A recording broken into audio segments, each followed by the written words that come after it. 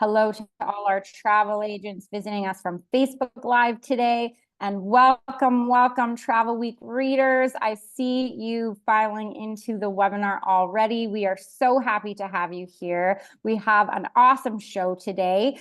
We've got Kyler Flock, who is here representing Travel South Dakota. And we also have Katie Streeter here, and she is going to be sharing a little bit more about Brand USA with us as well. So sit back and relax and get ready to enjoy this show. Before we get started, just a few notes of housekeeping. Number one, we do have a prize attached to today's webinar. Woohoo! The prize is a South Dakota themed travel Osprey backpack, I should say, filled with lots of very cool South Dakota swag.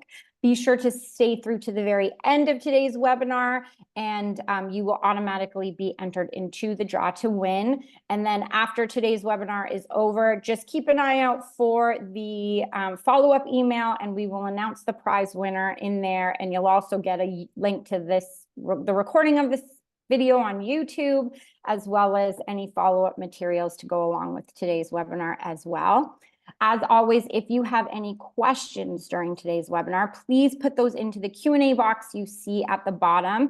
I will be back on at the very end of today's show to ask any questions that you have to Kyler and Katie on their behalf. So please don't be shy and use this time to get your questions answered. We were having a really fun chat about South Dakota right before this, and I'm already excited to learn a lot more about the destination today.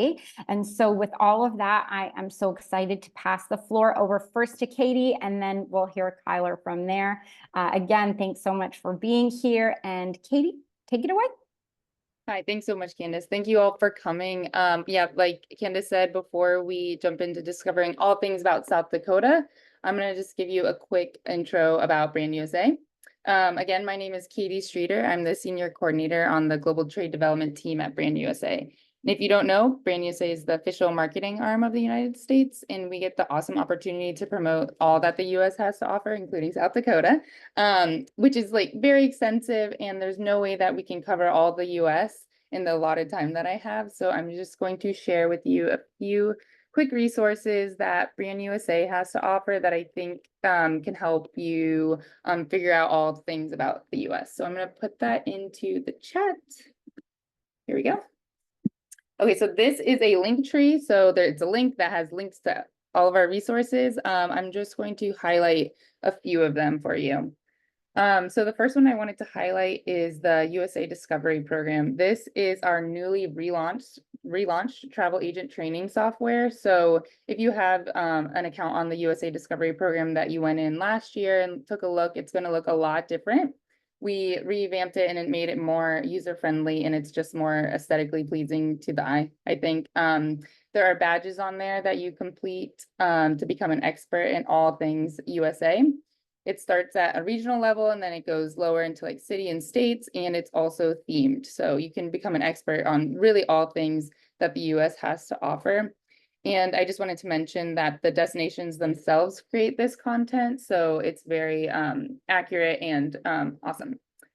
So the next thing that I wanted to highlight is our inspiration guide. So the link that I shared has a link to our digital magazine. And again, this highlights cities, states, and regions that you can look at from the US. You can also order these free of charge to the agencies and all of those things just to have to look through, and it's a really beautiful magazine. And finally, I just wanted to share more of like a one-stop shop for everything is our travel trade website, and it's traveltrade.visittheusa.com. This has basically everything that I mentioned before. It also has pre-made itineraries, which are regional. They're fly drive. Destination guides, so that goes from state level to city level, and trip planning tools that just kind of make everyone's life easier. So those are a few of the resources that I just wanted to highlight. Thanks again for listening to my intro, and I'm just going to turn it over to Kyler to talk about South Dakota, which, as we were mentioning earlier, is an incredible state, and I really, really hope to go back sometime soon. Thank you for that, Katie. And thanks everyone for joining us today. As they mentioned, my name is Kyler Flock, and I do the global travel and trade for South Dakota. So with that, I'm going to share my screen and we can start with this presentation that's kind of just going to be a nice overview of South Dakota. So hopefully everyone can see my screen. This is a beautiful image right here of the Badlands National Park. We titled this South Dakota, the Land of Infinite Variety. And so you're going to get to kind of see just all the different views that you can experience and just how unique and diverse South Dakota really is. So we'll get started here. Go to the next. There we go. All right, so starting things off, this is just kind of an overview of where we're seeing our international visitation come from in terms of our airlines or our gateway cities. Right here in the green is the state of South Dakota, our two regional airports that we work with the most. One over here in the far west with Rapid City, and the other on the very other side of the state in the southeast with Sioux Falls. Rapid City works very well with Denver and DIA Airport. Whereas Sioux Falls, a ton of visitation and traffic from the Twin Cities. So a lot of our international visitation, our two big gateway cities we work with the most are definitely Denver and the Twin Cities in Minnesota. We are starting to see a lot more visitation and traffic from the Dallas airport, from Chicago, from Las Vegas, Southern California, definitely in the works as well. And then this is a nice overview of just kind of what South Dakota looks like as a state. We're going to start over in the far west and work our way east. As you can kind of see right here already, just the amount of cities and just how condensed this Black Hills area is on this far western side. I-90 is kind of the main way to get to and from South Dakota. This state is separated by the Missouri River, our country's longest river. And actually, when you cross that river, you're actually entering a different time zone as well. So you go from Mountain Daylight in the west to Central Time in the east. Sioux Falls is our most populated city in South Dakota. Rapid City, a close second. And then kind of up here in the northeast, Aberdeen being our third, but Aberdeen very close with I-29 and connecting into Canada. All right, so starting things off, we're going to start where most people, their first image or first idea of South Dakota, and that is that Black Hills and Badlands region. I should say we kind of divvy our state up into four regions: the far west with the Black Hills and Badlands, the center around the Missouri River, which we call the Missouri River region, into the northeast, we call the Glacial Lakes and Prairies, and then in the southeast with Sioux Falls, we just call it Southeast Regional Tourism. So this image right here, what most people think of, first thought of South Dakota is usually Mount Rushmore. We are the Rushmore state. It's about as iconic as it gets and really kind of the first way to get that trip planned. So starting kind of in the southern hills or the southern Black Hills, on this image right here to your left is the Mammoth site. That is in Hot Springs, South Dakota. It's one of the largest areas where they've dug up and fossilized woolly mammoths due to geographical reasons and a tar pit there. People can actually go in and experience this, can get down and dig as if they are an archaeologist. It's extremely family friendly. Hot Springs is also becoming really well known for its hot air balloons. This image right here that you see in the center, about once a year, people from all over the world will come gather in the Southern Hills to watch this beautiful display of hot air balloons. And then these last two images, this one here on the bottom and then this one here on the far right, are from Custer State Park. That's one of our big tourism drivers is Custer State Park. The image that you're seeing here on the bottom is maybe one of the most iconic events that we have throughout the entire year, and it is called the Buffalo Roundup. Custer State Park is one of the last places where you can still see the American bison in its natural state. And every year they regather all of the buffalo in the park. And they make sure that they're healthy. They vaccinate them. They take care of any of the babies that are potentially sick. And then every year on the last week in September, all of these American bison get released at once. And it's called the Buffalo Roundup. And there's really not a more iconic view than you can get. Everyone can come and sit along the banks of Custer State Park and all get to watch as these dozen cowboys or so release these buffalo back into the wild. It's extremely, ecological. It's for the safety of the buffalo and just getting to see them all roam at once. The dust clouds come up.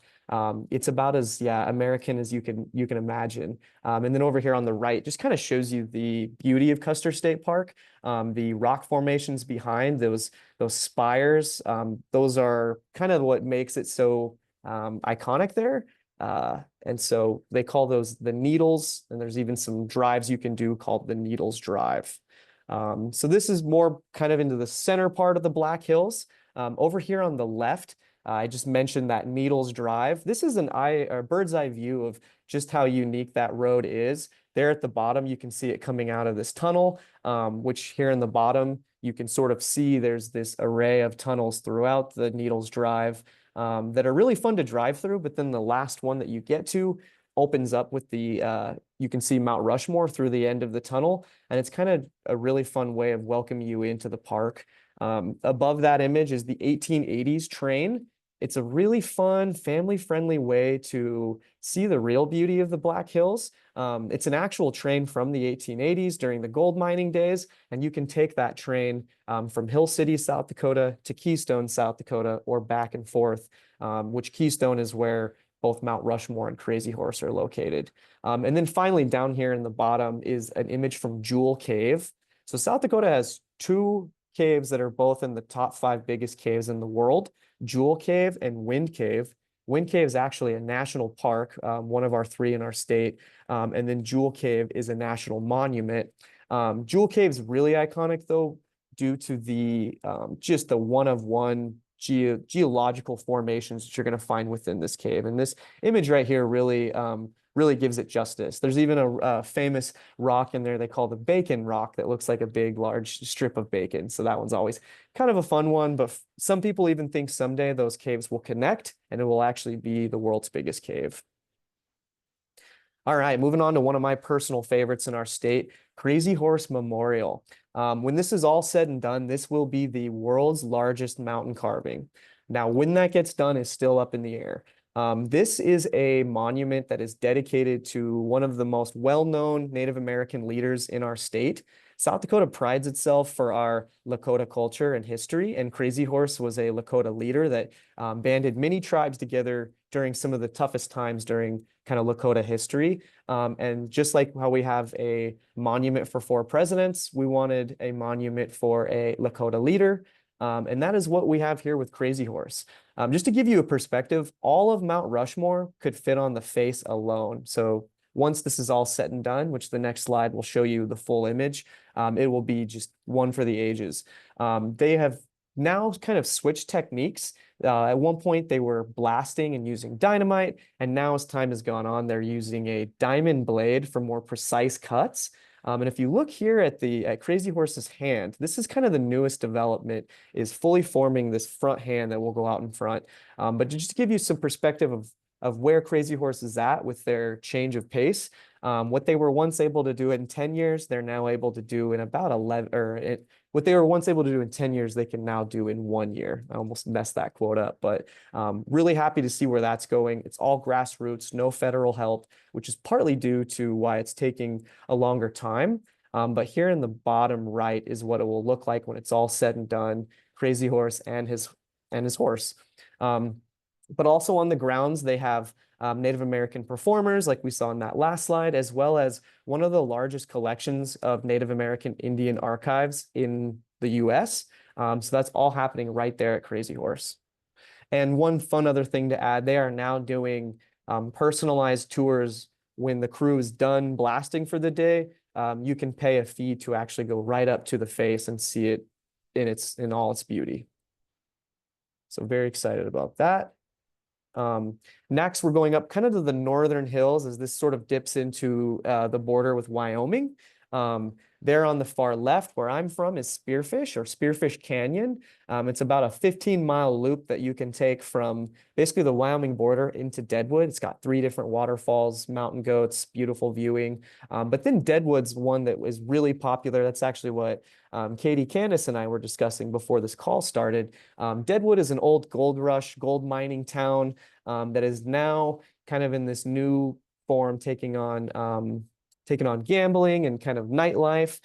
So what once was the Old West town now kind of has this gamble feel. They do rodeos. They have a kind of a phenomenal cigar bar that we were discussing earlier. And then here at the bottom, you can see in Deadwood, they still have kept almost all of the same kind of 1800s Gold Town feel. And you can still see these cowboys do enactments. Some of the famous cowboys and cowgirls that were patrolling Deadwood during its heyday were like Wild Bill Hickok, Calamity Jane. So you can go see their grave sites. You can go see these interactions, things like that, where they do live performances daily out on their cobblestone street. And then finally, this last image here on the far right is from the Sturgis Motorcycle Rally, which is the largest motorcycle rally in America. And it's kind of just a 2-week long festival for any sort of motorcycle enthusiasts with this kind of new age of wonderful live entertainment. So one of the best parties of the year down in Sturgis Motorcycle Rally. All right, and so kind of one of the last cities before you enter the Black Hills is Rapid City. It's our second biggest city in the state. Right up here above is a perfect image from probably our most well-known powwow throughout the year. As I mentioned, Lakota culture is huge for South Dakota. We have 9 different reservations in our state, and the one bordering Rapid City is the Ogallala Pine Ridge Reservation, and this is their annual powwow they do in October. It's the largest we have in our state. It's something that they open to all people, whether you're native or not. You can see beautiful song, dance, and regalia kind of all happening all at once. Rapid City also has reptile gardens, which is what we're kind of seeing right below. It's one of the largest indoor-outdoor reptile collections in all of North America. And then finally, a beautiful image from Art Alley, which is a fun alley in Rapid City where makers, artists, street artists can all come and continually add on to the layers from Art Alley. And then some other images of Rapid City, kind of showing you the nightlife that they have. They do the trolley tours. This is Chapel on the Hills, a Nordic church that we have that's kind of been preserved in time in Rapid City. And then Rapid City, they call themselves kind of the city of presidents due to its proximity to Mount Rushmore. And they've now added the President Sculpture Walk. They have all 45 presidents. In Rapid City, you can walk by and do an audio tour, see the sculptures, and then learn about some American history. And that leads us into the Badlands. That's another one of our national parks that we have in the state. It's a personal favorite of mine. There's even a nice image of it behind me here. But the Badlands are, you know, thousands of acres of this wild country that you're seeing here. You can do some really unique hikes. The wildlife that's out there is extremely robust. It's one of the largest places in the US with lack of light pollution. And so the night skies are something that they're really getting into in the Badlands right now. And then another really fun thing, a lot of our newer, unique kind of fun lodging, we're starting to see in the Badlands as well. You can go stay on a ranch for a week, get that kind of immersive experience there. But you could go miles out in country like this, doing unique hikes over the pinnacles and buttes. And then finally, another one of our national historic sites right next door is the Minutemen National Historic Site. During the US-Russia Cold War, there were dozens of missile heads that were kind of hidden and spread all over the United States. And the little tiny town of Interior, just outside of the Badlands, was one of those places that had one of those missiles. So you can actually go tour that missile as well as going to the historical site. That kind of gives you a fun, interactive view on the Cold War and kind of what it did to our country during that time. So very unique, but a really good way to start your Badlands trip. And that's going to bring us into our next region, the Missouri River region. As you can kind of see here in this graphic, we're going to be basically in the central part of the state where we're dipping into both time zones here.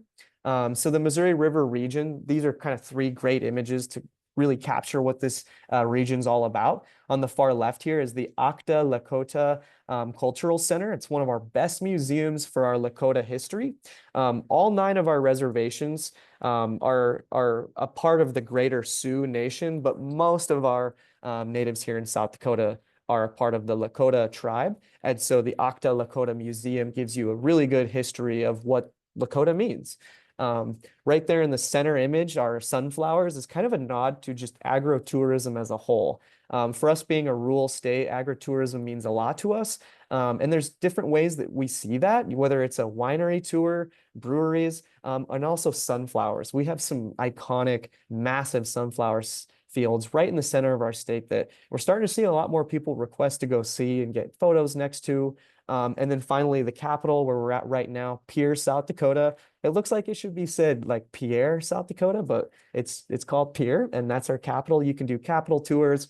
We're sitting right on the river as well, so that river life, the aquatic life, is very very preserved here in the Missouri River region.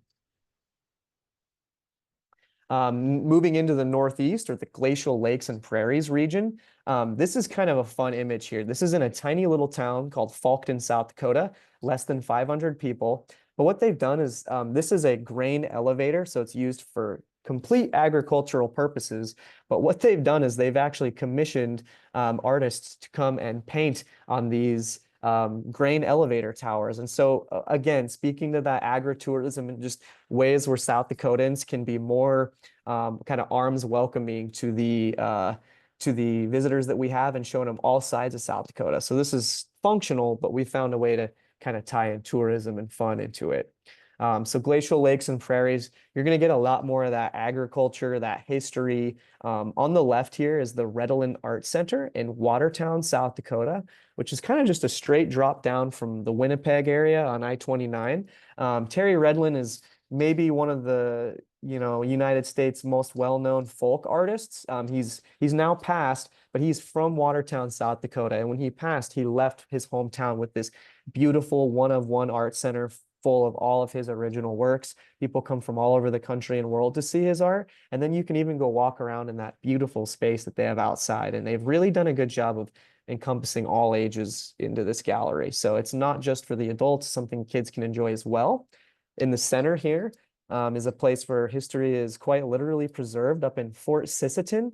It's an old U.S. military fort that you can see those same reenactions once or twice a year. They really blow it out of proportion, recreating historical events that happened up there. But a great way to really see where history comes alive. And then finally, this image here on the far right, in Brookings, South Dakota, where one of our main universities is at, we have the National Agricultural Museum there. You can see tractors and old farm equipment from clear back into the late 1700s, early 1800s, kind of when this whole area was even just being founded and when agriculture was being discovered out in this area. But it's quite literally what made this eastern half of our state what it is today, through an industry. So that's kind of the glacial lakes. But then you also have, for anyone out there who's a big fan of Little House on the Prairie, that family, Laura Ingalls and the Ingalls family, in her later half of her youth, they homesteaded in what is now called DeSmet, South Dakota. So 5 out of the 8 books that Laura Ingalls wrote were based in DeSmet, South Dakota. Her sister and both her parents are still buried in DeSmet. And now this whole town is just revolved itself around the Ingalls Wilder story. You can go see live reenactments like what we see here on the bottom, or what they call the pageantry, where local actors recreate scenes from the book. Ann Lesh, the lady you see here on the far left, her family runs this property now, and they even you can learn how to make use hay to make dolls like the girls did back in the day. You can take wagon rides, as we're seeing right here above. You can even stay in the back of these wagons, as if kind of this unique lodging component. And then the actual town itself is, you can go visit her home, the museum. Really, the whole town is just totally morphed themselves into this Ingalls Wilder story. But it's kind of one of those, if you want to truly get off the beaten path and see something and experience something, the Ingalls homestead in DeSmet, South Dakota is where it's at. Which brings us to our final region, the Southeast region, kind of most notably known for having Sioux Falls in it, our main metro area. This image that you're actually seeing right here is from Falls Park in Sioux Falls, which is why it's called Sioux Falls. And then, yeah, it's this whole southeastern corner, dips into Nebraska and Iowa. And so, yeah, let's jump right in. All right, so this image here on the left, the whole Southeast region's full of this unique pink rock, this quartz that we have. And this is actually from Palisades National Park, which is kind of a whole reservoir that has these rock-like structures all along. It almost forms these quarries. So hiking, canoeing, kayaking, just getting around on these rocks. So yeah, Palisades National Park, phenomenal.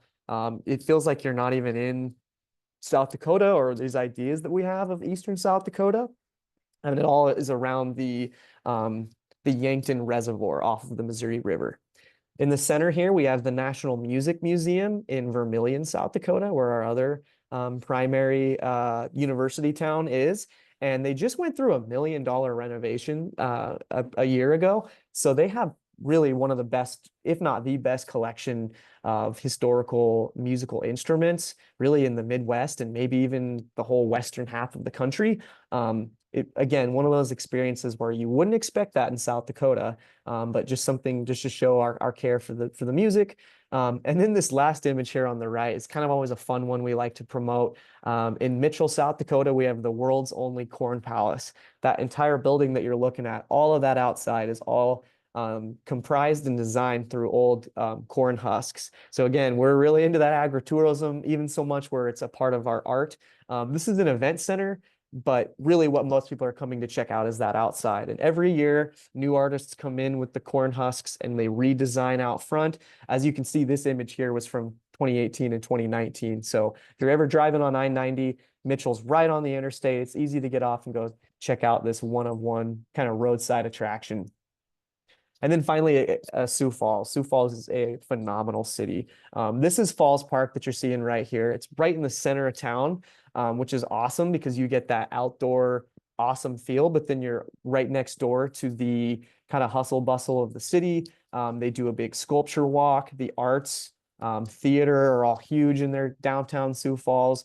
There are 2 restaurants out in Sioux Falls that were James Beard awarded. So the culinary gastro experience are very robust in Sioux Falls right now.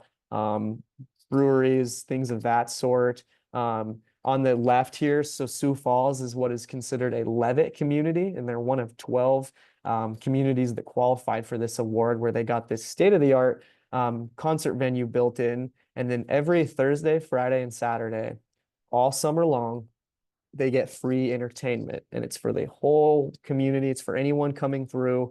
And it's just a nod to just how into the arts and music and culture Sioux Falls really is. But then as you can see here on the bottom, we still have that strong Native American culture preserved in Sioux Falls. So you still have those kind of unique experiences where you can learn about Lakota, Dakota, and Nakota culture, and even get some kind of one-of-one unique gifts created by Native American artists in our region. And then finally, I just wanted to give a little nod to our sustainability pledge here at South Dakota, or here at Travel South Dakota. South Dakota has one single area code for our entire state, and it's 605. And so our sustainability pact is Forever 605. And it's pretty much just saying we want our visitors to experience things like a local would, just like we want our locals to experience things like a visitor would, you know. Pack in what you pack out, or pack out what you pack in. You know, care about this, care about our culture, but enjoy it, and making sure the visitors and the locals are kind of all aligned on one. So we just want everyone to know that, you know, sustainability and keeping our national parks and trails clean is what we're all about. And then the last thing I wanted to touch on was just our Canadian efforts. We've, for the last half a year, have been working with GMS based in Toronto, and we've just been loving it. We've been getting in touch with more and more Canadian operators and travel agents. And so moving forward, we're looking forward to just doing more with them. So if anyone ever has any questions or who to contact, Laura and her team can put you in touch with myself, or vice versa. And my email's there too. If anyone has any further questions on lodging and or more, you know, exact details on everything we covered, because it's always hard to cover the state in such a brief amount of time. But yeah, and so with that, I think we just have one last slide there, just sort of our little catchphrase here. So much South Dakota, so little time, which is so true. People come here for Mount Rushmore or Deadwood and then end up, you know, changing plans and making their whole week into South Dakota, or coming back just for that. So with everything, that's all I had included today. Thank you all for listening, and looking forward to going through some of these questions. Thank you so much, Kyler. That was an excellent presentation. Wow, so many beautiful spots, amazing things to see. I definitely understand the so much South Dakota, so little time. I get that absolutely. Yeah, and I'm here in Alberta, we were saying earlier, and I'm seeing all the RVs and knowing lots of them are headed down your way. Probably a lot of repeat visitors as well. So I definitely can see why. So again, thanks for sharing that. We have a few questions here that I would love to get to. So the first one comes, we have two here from Derek, and he's actually visiting. He said in the chat earlier, excited to be going in September for my own vacation.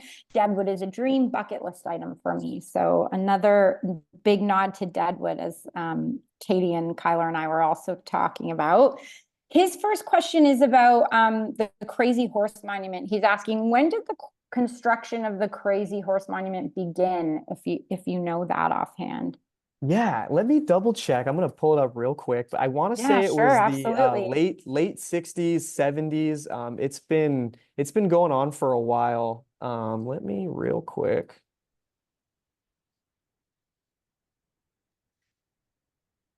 Because yeah, the big thing that we always get is when will it be completed? And it's so hard to say. Let me see. I got it up right now.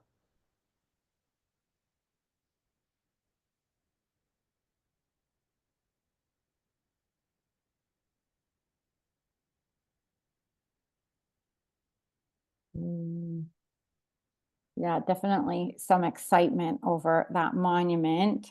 Yeah, sorry this is taking me so No, long to no. find. Someone in the chat is saying, Sonia's saying 1948. Maybe Oh, wow. Okay.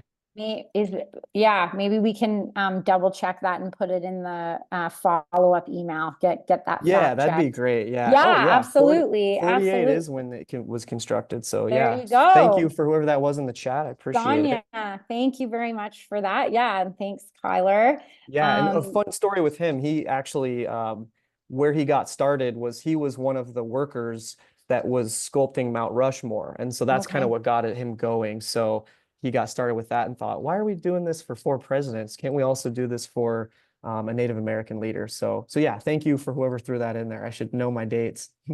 Yeah, no, thanks for answering that along with Sonia.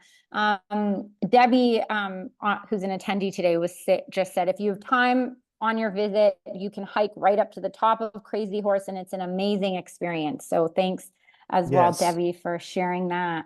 Twice a year you can do that, and they call it the Volks March. So they do it June 1st and then September 29th. And all you do is you donate a couple cans of food, and it's free to go up to the top. But as I said, now something new they're adding is now you can pay a fee after hours and actually just get driven right up to the top. But the hike itself is beautiful because you're going through Custer State Park. So yeah, anyone who ever wants to walk up to the face, it's breathtaking, gives you goosebumps. Yeah, it's amazing. Amazing. Thanks for sharing that. The next question from Derek has to do with the Deadwood HBO show. He's asking, is there Deadwood HBO themed events? You know, they used to do a lot more of that when the show was still out and running. They did way more of those tie-in events. Now that kind of history's gone on, they still promote it. A lot of the gift shops, you can kind of get merchandise, or there's a lot of information on there where you can continue. I think someone just put it in the chat, but yeah, like sometimes casts they'll bring cast members out for specific events. But it kind of just varies. So if you can plan that or know of when there might be a gathering, I know one in particular, one of the biggest weeks in Deadwood is called the Days of 76, and they tie in one of the best, biggest rodeos in the Midwest. And a lot of times Deadwood, for the big Days of 76 parade, will bring out a lot of those famous people. One in particular, Kevin Costner, he loves Deadwood, still owns property out there. So if you can try and come during the Days of 76, which is usually mid-July, there's a really good chance you're going to see some old cast members, or even Mr. Costner himself. Very cool. That's a great tip. Thank you for sharing that. Kind of along the lines of that insider information, I know the three of us were having a little chat about South Dakota right before we went live. I wanted to ask you first, Kyler, and then you as well, Katie, now that you've visited. Could you share with our attendees today any sort of personal favorite spots that you love? And it could be a restaurant, it could be a place to stay, it could be an attraction, but some of the highlights that you love to visit or you love to recommend to people personally when they come up or when they come to South Dakota. Yeah, that's a great question. One we always love here. Let me think really quick. One in particular, I think anyone out there who has any interest in history, Native American culture, or getting off the beaten path, there is a family here in South Dakota. They're one of the only ones doing this. Their last name is Yellow Hair, and they are doing tours on the reservation and taking you to places where normally we couldn't get access to, and it's called the Tatanka Res Tours. Gus and Tiana Yellow Hair, they do phenomenal work. Just getting you off the beaten path is really, we hear that so much in this industry, and this is an opportunity where you really will get off the beaten path, and they're going to give you a real taste of history as well as just showing you the beauty of South Dakota. They'll take you to Wounded Knee. You'll get to go see where actual natural American bison live and roam. They'll even take you on some experiences where you can learn how to like harvest and cultivate food, how Native Americans used to. So I always give them a big shout out, and they work really well with like receptive operators. And so they get tourism while still keeping that kind of genuine Native culture alive. Amazing. That sounds absolutely wonderful. What a great suggestion there. Katie, did you have anything you wanted to share from your travels? Yeah, I mean, that sounds amazing. I'm sad Yes, that I it didn't know does. that beforehand. Yeah, I went like during the pandemic a little bit for a few days, and my favorite, I just mentioned this before, was the Deadwood Tobacco Company. I mean, they just make amazing cigars. I really like them. They're really tasty, and the whole vibe is just super fun, like really unexpected. And then also Cooster State Park was just a dream. We hiked in there, we got lost. It was fun. Would recommend. Excellent. Yeah. That is so great. Thank you for sharing those. Something that our attendees always want to know more about as well is access to travel agent rates, or if there's any FAMs going on in travel or in South Dakota. How can they learn more about that if there are FAMs, or if they are visiting themselves and they're looking for access to agent rates for accommodation or passes into museums or parks, something of that nature? How can they go about securing that? Yeah, that's another great question. Honestly, it's usually best to just come to either me or some of my colleagues. Anyone interested out there, especially if there's anyone more media side, I could always pass you on to our media team. It's something that we do quite a bit here. We try to get them kind of advanced as we can so that we can prepare for you. But I know one simple thing we can do if you know you're coming over and it's sort of last minute is just getting an attractions pass to you so you can get into Custer, Mount Rushmore, Crazy Horse, those guys without a fee.